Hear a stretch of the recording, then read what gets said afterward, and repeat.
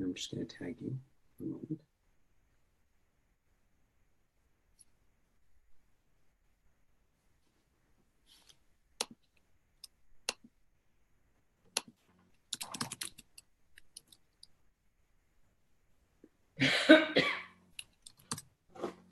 Okay, you're tagged. Okay, Chana, thank you so much for joining us today on Lift Your Legacy. Please tell us a little bit about how you went from the world of high fashion to the coaching world that you're in now. Thank you for having me, Jacob. Sure. I'm pretty well known from having been in the fashion world for many years. I had my own business. I worked in Europe, Milan, Paris, New York. I was contacted by Anne Klein in 1980, I think, that they were launching a new company and would I join them? And I was the third employee hired to launch the company. I became religious on the job. Stop. Hang on. You're in high fashion. You become religious. How did that happen? Before I moved to New York, I was I was the youngest department manager for designer and better sportswear for Saks Fifth Avenue. And we used to have what's called trunk shows where designers from New York would come out and we would sell on the floor their collection. So one of the women that came out, still a great friend today, was Shomer Shabbos. And we became great friends and she introduced me slowly. She also set up the interviews for me to move to New York, and which I did in 79 or 1980. And I joined Anne Klein. I worked with Donna Karan for 8 years. On the job, she said, go to Lincoln Square Synagogue, you'll meet guys. I did. And Effie Buchwald, who's today the head of NJOP and ran the Beginner's Minion then, it was as if he grabbed me by the neck and didn't let go. Wow. And slowly. Then I decided I had a friend she had just graduated Juilliard School of Dance. She had danced in Carnegie Hall. We were doing this together at Lincoln Square. She decided to go to Israel to study. I thought she was great for her, not for me. And 10 days later, I was on a plane to visit her. Now, I want to say that it was 3 promotions after I joined Anne Klein that I became the national sales director and ran the company for 5 years. So something must have changed. Well, how did you make your exit? Well, I went to Israel. I said I'm going to Israel, and I gave a 4-month notice for them to hire a replacement that I would train. And 2 weeks before I left, they called me in and said, the chairman of the board, we're not accepting your resignation. And I thought, what does that mean? I'm being held hostage. Anyway, they said, we're giving you a full leave of absence. And that had never been done in the fashion industry. And I went off to Neve Yerushalayim, where my friend was studying. Excuse me. And I stayed. My plan had been to go for 6 months, come back. And at the end of 6 months, I was 36 years old. I had never thought of marriage. I was on the fast track to, today I realize, nowhere. And wrote and asked for another 6 months, and they gave it to me. And I'm sorry to interject. So at what point did you start to think that I want to get married? Or what were you thinking prior to that where you thought, I don't want to get married? I wasn't thinking. I bought into the whole feminism, be like a man, earn like a man, have the career. They ripped women off of my generation so badly. And I got to Neve and I started hearing Jewish values. I come from no background. So that was that. And I just started hearing, like, what is a Jewish woman? What are the values? Why is it important? And when they gave me that second 6 months leave of absence, that's when it all started to really, I think, shift inside. And can I stop you for 1 second? Please, yes. What gave you the confidence to just up and leave what sounds like the dream fashion job? Were you unhappy with it? Did you think that you could just find something else when you came back? Did you not care? Like, what were you thinking? I didn't not care, but I've always been a person who valued truth. I just never heard Emes before. So as I started to learn at Lincoln Square and hang out with Effie Buchwald and the Upper West Side crowd and there were just wonderful people. I want to interject what almost made me not follow through on this, which was when everybody heard that the head of Anne Klein was becoming religious, everybody wanted her for Shabbos. They didn't know it was me. They didn't know, they wanted her. And I would go because he said, you've got to go see families. I didn't come from this, how they interact with each other as the father and the mother, and what kind of a Shabbos tables there are, all of that. So I would get there, and invariably, the father would start to give his Devar Torah, and I'm at the end of the table with the mother and the daughters, and she would lean over the mother and say, you know, my daughter's got great taste. Can she get a job at Anne Klein? And I'm thinking, it's Shabbos. Why are you talking to me about that? Okay, now the father starts his Devar Torah, and I want to hear it because I'm drinking this up like water in the desert. And she says, so tell us, what's Donna Karen really like? And I'm thinking, isn't that Lashon Hara? Like, why are you asking me that? Okay, now we're at the end, we're at the door, we're putting on our coats. And invariably, the mother would say, oh, I can't believe you're doing this. I can't believe you really want this and you'll give up that. When I tell you the anger that provoked in me, how I saw these women having such gifts in their life, and they didn't realize it. And if they couldn't get it, what was I being so desperate to grab it for?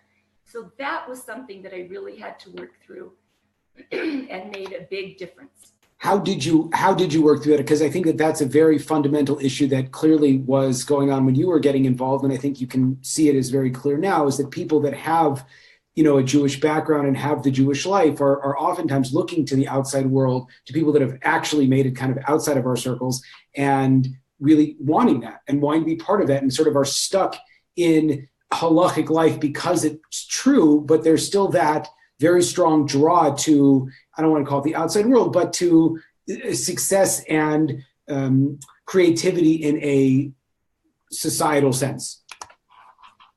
Look, it is hard, but I'm afraid today with social media and all of that, I worked it through by talking to rabbis and rebbitzins and just understanding that following the crowd in their ignorance wasn't the way to go.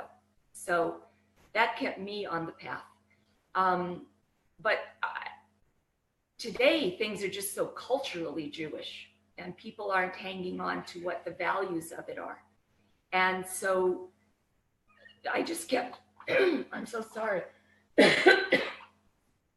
I just kept being driven to go for more, go for more. When I got to Israel, and I remember clearly walking through one of the most Haredi neighborhoods, fresh off the plane from Anne Klein. And I watched mothers in clippy slippers and house coats and tickles to hear, taking kids to school. And I, in my nervous system, I freaked out, like, what are you doing here? What if this is so...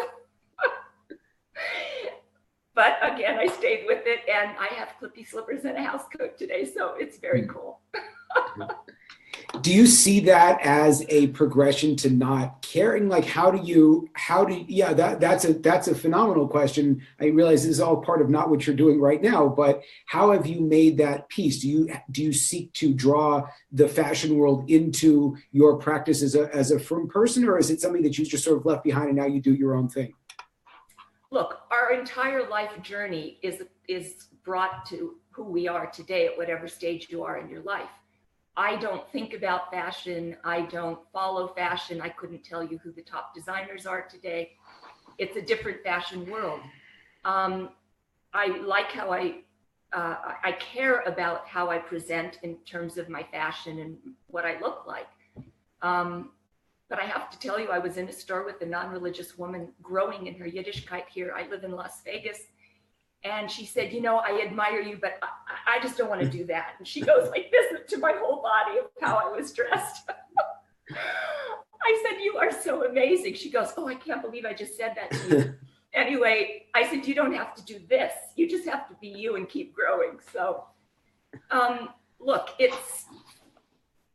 For me, it was just the truth and keep going and to share, talk out whatever my issues were. And at the end of the year, Anne Klein took me back.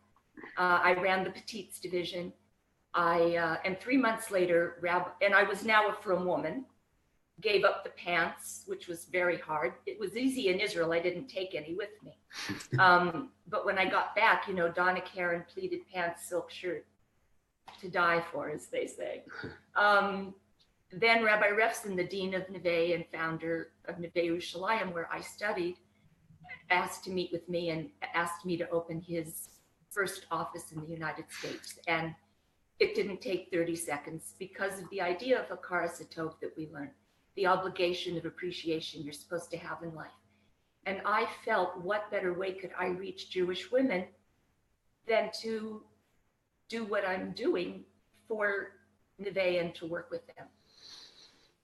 So I left Anne Klein at that point. Okay, and then how did you get to where you are today? Oh my gosh, it's been such a journey. The entire time that I was at Anne Klein, I never felt that I knew what I was doing. It's called the imposter syndrome. Other companies would offer me amazing jobs. I hardly ever went on interviews because I knew I couldn't translate what I was doing at outside of Anne Klein.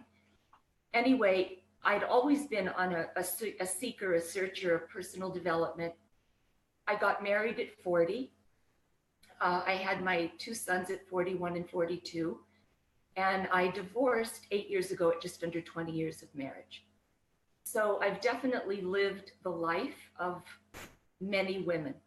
I've often believed that that I was chosen to live this fashion life because for 18 years I spoke in all the seminaries to American girls.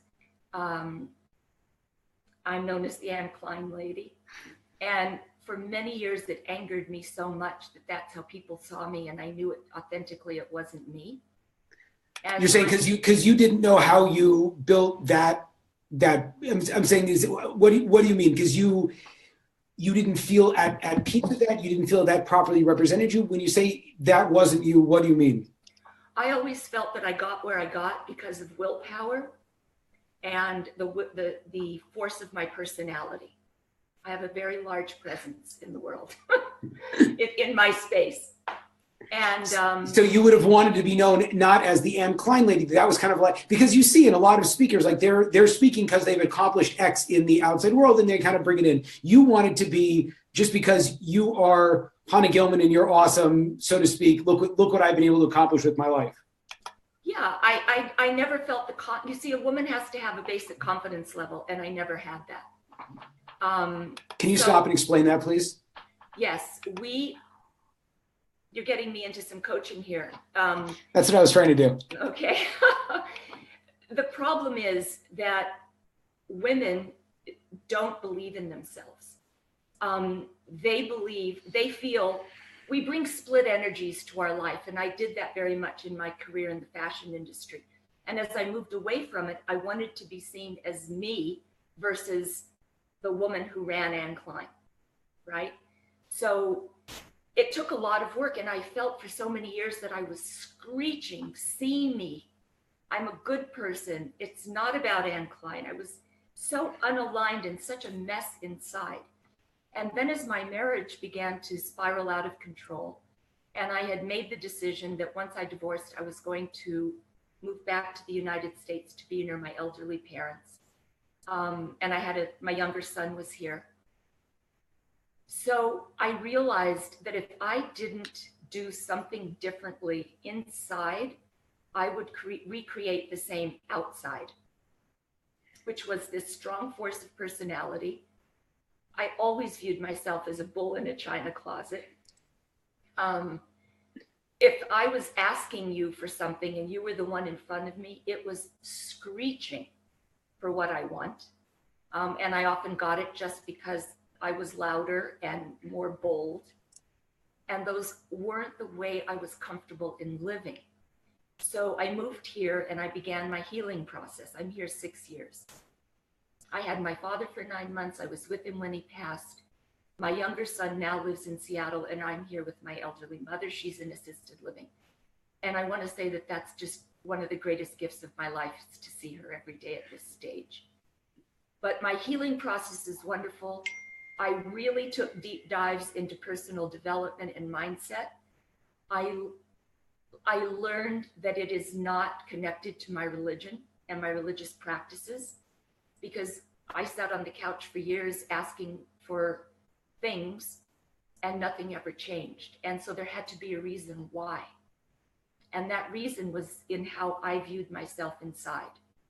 And I've come to learn that Hashem wants us as a partner in our creating of our lives. This world, if you just look around, is about expansion, not shriveling and shrinking and playing safe and playing small. And I've learned that as I've created boundaries and found my voice again, I'm maintaining a 40-pound weight loss. The more I tried to be big in the world without a voice, the heavier I became in my physical weight, and stress issues in my joints. And I was a mess when I got divorced. And all of those issues are gone today. Okay, you brought up a lot. One question that I wanted to ask, as someone that's in this stage of their life, I know that seeing my own mother with her mother, my grandmother, really embracing that relationship at the end of their life. And thank God my grandmother lived till 98, and so there's kind of a long period of time. But what's that experience like? You said that it's such a unbelievably gratifying experience having this close relationship with your mother. Were you always like that? Did something happen, shift? Maybe you changed, she changed, the situation changed? Because you would think, the best time to have a relationship with your parent is when they're, vibrant and able to go out and do, and, it's not necessarily where you're going and visiting her in a retirement facility. So I was close to my parents in a very fake way. I was thrilled to live in Israel for 18 years. It was hard not having family, but they were at a distance. I literally ran away from them and the issues. I never dealt with issues. I ran, or I ended relationships, or I disappeared with no explanation. Why? Because I didn't have the voice, and I didn't have the confidence to speak what I wanted or was feeling. And for the most part, I didn't know what I was feeling until a very delayed reactor, which I think is a lot of women. I don't know. I don't want to say that this is exclusive to women, because I can, as a man, I can say. You've lost a lot of weight. I was a compulsive eater as well. Yeah, that's for sure true. I'm not saying that whatever. But for me, what's so interesting is if a person would, the way that you're describing yourself, and certainly someone that's reached a level of success in a business secular sense, if you want, if you look at someone that's able to very quickly articulate what they want and sort of push their way through, you think that's a person that knows what they want. But you're saying that's completely not true. And that was actually a defense mechanism to essentially bullying your way around, because you didn't really know what you wanted. Can you speak about that a little bit, and then maybe apply some tactics in terms of how you stopped pushing and started being? So I started to learn, as I said, personal development and mindset. And I started to really be willing, and this is a key word, willing, through the fear, to get to know myself on a really deep level. And I almost became like a science laboratory to myself. In other words, acknowledging my emotions honestly, understanding that I was a mess. Most women, I'm talking women, and you can tell me if it's the same for men. I would imagine it is, because I think it's the human condition. But we're so afraid to get to know ourselves. And I've come to learn that everyone knows me better than I do. They all, when I quit Anne Klein, everyone in the company understood that was coming long before I did, because they watched my journey as I was becoming more religious. So as I learned to be willing to look at myself, I've been in this journey for about 10 years. I finally connected the dots about 2 years ago, and I took myself off the grid, as they say. I stopped public speaking. I stopped almost everything. And other than my synagogue here that I live very nearby, the shul community, I really took myself off and away from everyone. because here's why. People want to relate to you as who you've been or who you are. And they have a large investment in you not to change, because that changes the dance for them. And I knew that if I didn't win this war between my conscious and my subconscious mind, nothing would change in my life, and I would die with regret. And that weighs so much more than failure or disappointment.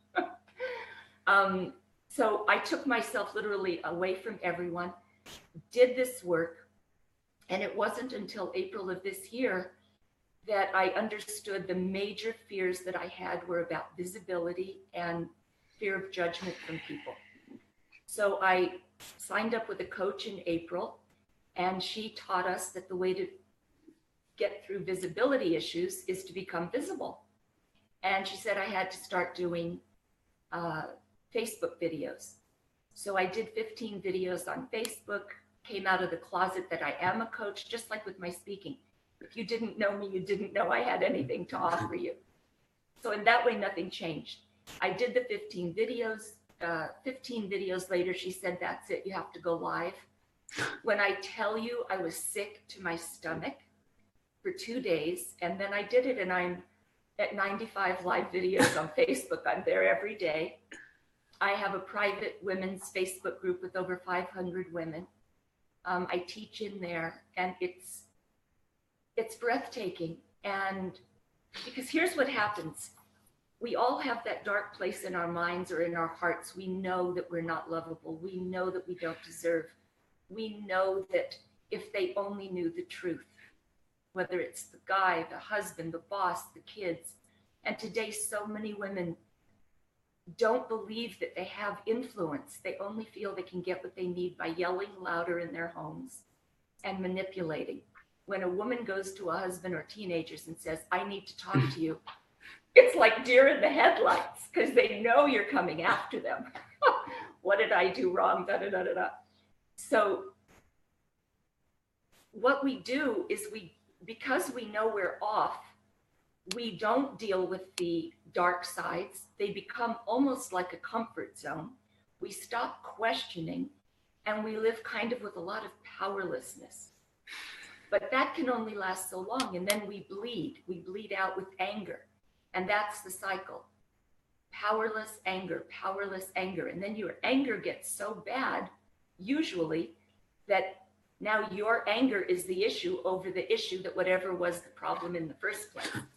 So you slink back to powerless, and it is the saddest, vicious cycle, and I lived it for years. And thank God I got out of it. Would you have been able to do this when you were married? And I guess the question is for the person that doesn't have I think that maybe answering my own question, but if you are involved very publicly, or, with a family, and you have kids or young kids, or just sort of like the world is kind of like asking a lot from you. Is it possible to do this kind of work? And how do you help your clients do the work without having to go and, so to speak, go on that hero's journey by leaving everything behind? Oh, wow. So, you do the work. See, everybody thinks everybody's looking for how to do the work, and nobody needs more how to. Every woman that I ever speak to has taken more classes, listened to more audios, followed everybody on, the Rebbitzins, and they have notebooks full of notes. This was me. It's called shelf help, because you may get an aha moment and go home and call your girlfriend or your sister and, oh my gosh, I heard this, but nothing ever changes. Maybe it does incrementally, but nothing changes. And the thing I want to tell you is that, no, you don't have to leave.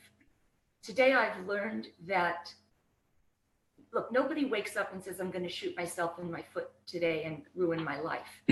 You don't have to leave your marriage. You can even change a marriage individually on your own.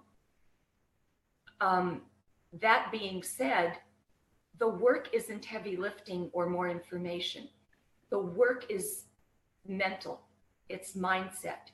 And it's what has to be done is you have to unlearn, relearn, and then anchor in the new learning. And this, can you do it alone? No, absolutely not. Or you would have. We all would have. I always say that if the 25 million people that watched Oprah for 25 years and heard every expert in the world, if that worked, we'd be a different planet today.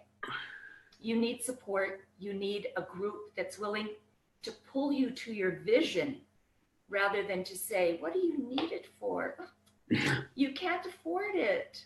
Come on, you've tried so much. Give it up already. So if you were going to do a 2 or 3 step process of just saying to a person, if what we're speaking about resonates with people, which I assume it does, what are the next steps that a person should take? Well, first of all, it's about laying down. Here's the deal. Women gather to collude in victimization. They also live defending their limitations. They do that in 2 ways. They say, I can't, the economy, or my husband will never let, or they make me or whoever they want to follow extraordinary. Oh my gosh, I could never do Facebook videos, and I could never run Anne Klein, and I could never do it. I could never. And what is that doing? They do that with people to let them off the hook. You see, if you can't be like me, then there's no point in doing anything, right? So keep yourself status quo. But the worst part of that is that you're robbing me of the work that I have done.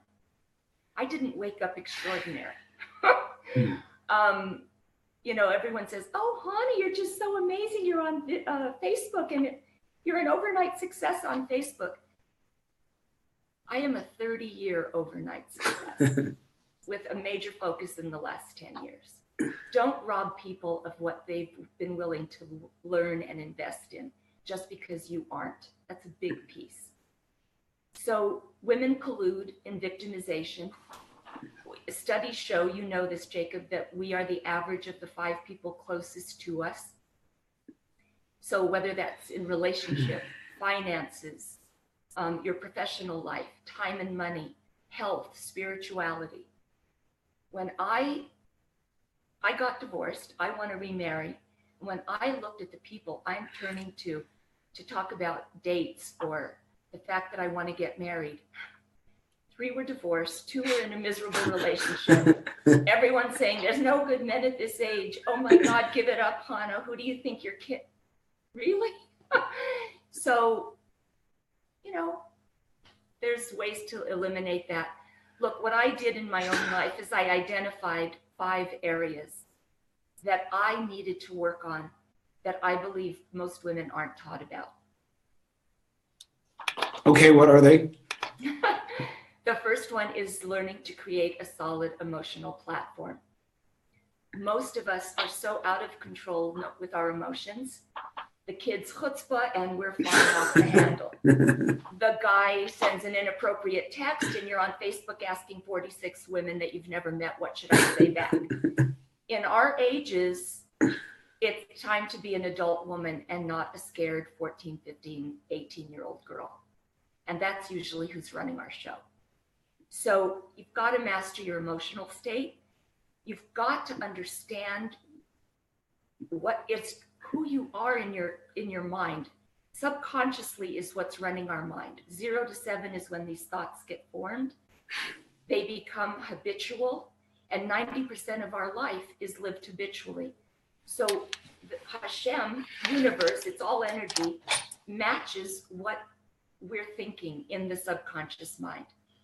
And that's understanding what are the rules you live by, what triggers you, and to realize that you trigger everyone around you, whether you may not be the cause of their issue, but you're triggering a positive or negative response for everybody you interact with. So when you get that makes a big difference. And then you have to learn, women don't trust themselves to make right decisions. That's why they need everybody's opinion. Should I like him? Really? You're 56. Should you or shouldn't you? You know? I thought my work would be with divorced and single for whatever reason women, but I find that a lot of 35 and up empty nesters, this works. The second area is managing your expectations. You must know that you never live above expectations, whether they're good or bad. If you expect something to be good, you'll put in more effort. If you don't, you'll just passively let it happen. And most women, this is where you realize that you live with rules. It's like steel encased in concrete.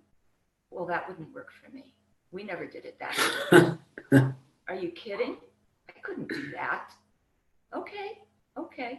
The third, and this was each one is so monumental, but I think this for me was the biggest, was understanding feminine and masculine core energies. Now, many women many people, rabbis, rebbitzins, everybody is started to teach this, but I decided to take it on a different angle, and this significantly affected my life, which was to learn about my own masculine and feminine energies. If you're born a male, your dominant energy is masculine, your core energy, and female is female, but we all have both. And women of my generation, through the feminist movement, a lot of good things came out of there, you know, equal pay and multitasking and get it done, prioritize. But they deflected their own femininity, and their legacy is that we never found ours in this 45 and older women. And I ran my life on masculine energy for so long. And when I learned this, I was able to lay down what I call my weapons of mass protection. It doesn't serve us in many areas of life to lead with our masculine. The fourth is, if it feels good, it is good. You've got to know that your emotional guidance system is real.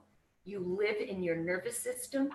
If you feel fear, if you feel angst, if you feel sad, whatever you're feeling inside your body, you've got to learn it and follow it. If something doesn't feel good, back off, look at it.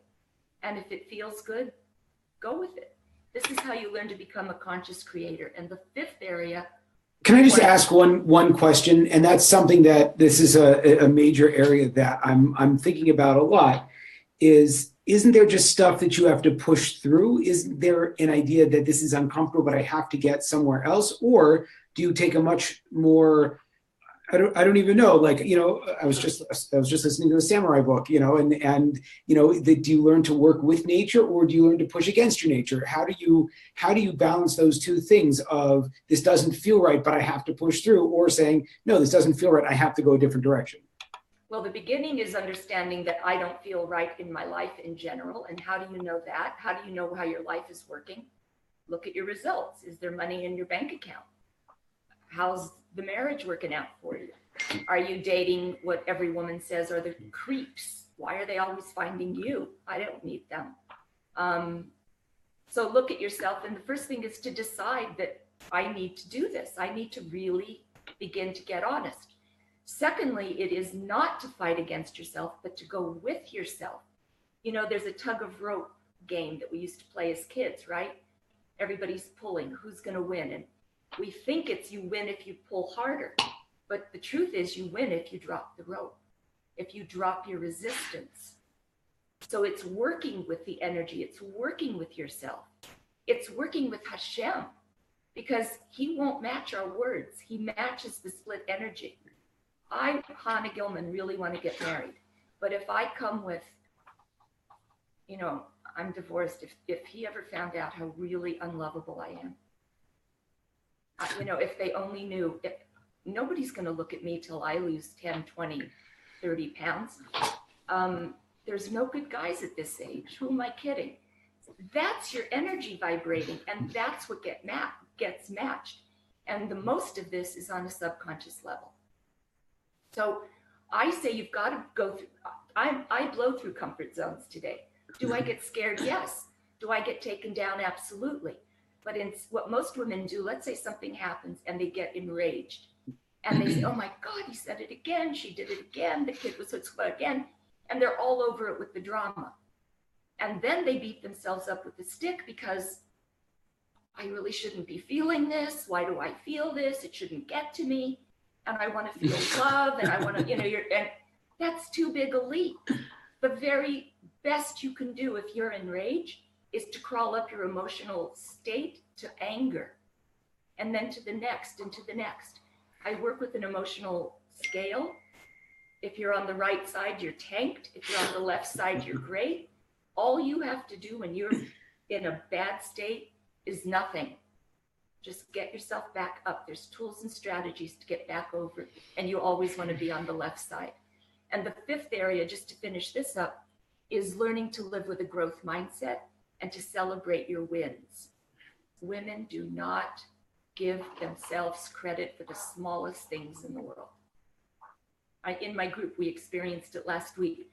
I've done this and I've done that. I cleaned my house and I got it organized and I went through the closets, but I have 36 other things to do. And what they did accomplish became nothing. So that's not serving you either. Those are the 5 areas that I really had to work on and shift in my life with coaches, with mentors, and with other women who are on the same journey. Chana, this was great. We covered so much. I feel like we actually need to build back and have another one or a few more in the future. But please let me know how people can find you, reach out to you, and become a part of what you do. Women, how women could find you and reach out to you, because I know you exclusively work with women. So if you want to see my videos, for those that are not on social media, I have them all on a YouTube channel, Chana Gilman. You can watch my videos on a personal page. I'm there Sunday through Thursday on Facebook, Chana Gilman. If you would like, and I invite all of you to join my private Facebook group. It is private. No one sees what goes on there. It's Relationship Mastery with Confidence and Dignity. You just ask to join and I will approve you. And I'll ask, how did you hear? Just say through this interview. And you can email me at relationshipmasterymentor@gmail.com. Amazing. Chana, thank you so much. Thank you, Jacob. It's been great.